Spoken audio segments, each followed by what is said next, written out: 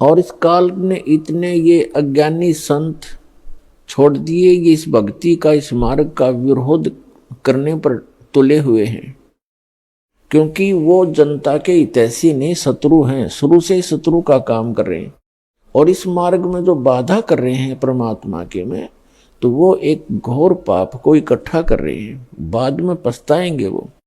तो इसलिए आप जी का कर्तव्य बनता है कि प्रत्येक प्राणी को, अपने मित्र को, भाई को, बहन को, रिलेटिव को समझाएं, काल के जाल से निकालो उनको।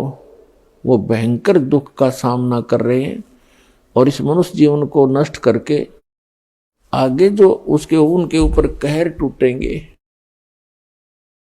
वो पुण्यात्माओं अभी पता नहीं उनको। और इस परमात्मा की शरण में आने से वो हर दुख से छूट जाएंगे। एक प्राणी को उस गलत साधना से हटाकर इस कबीर परमेश्वर के इस सत्य मार्ग से जोड़ने का इतना पुण्य है उस व्यक्ति को, जो उसको वहां से सुलझा समझा के भगवान के दरबार में ले आता है।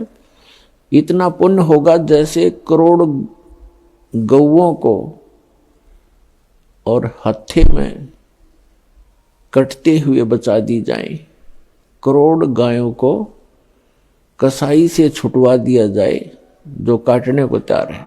इतना पुण्य होगा उस व्यक्ति को जो एक प्राणी को यहां लाकर जोड़ देगा, क्योंकि उस भोली आत्मा को ज्ञान नहीं, वो फंस गया उन नकलियों के और उनको पूर्ण संत मान करके उनके चिपका हुआ है। पूर्व संस्कार से चाहे उसको कोई लाभ भी हो रहा है तो वो ये सोच रहा है संत की साधना से हो रहा है। अब संत की साधना का तो इस दास के साधना से तुलना करके पता चलेगा वो ठीक है कि गलत। तो सत साधना ना करके गलत साधना करने से उस प्राणी के ऊपर भविष्य में कितने दुख होंगे।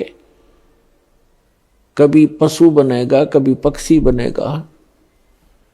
आप जी को दास ने बहुत बार दिखाया है महावीर जैन जी की जीवनी, उसमें वो 60 करोड़ बार तो गधा बना, 30 करोड़ बार कुत्ता।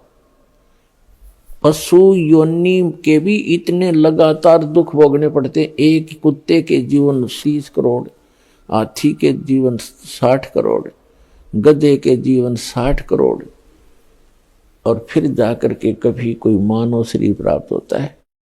तो उस पुण्यात्मा को जो यहां आ गया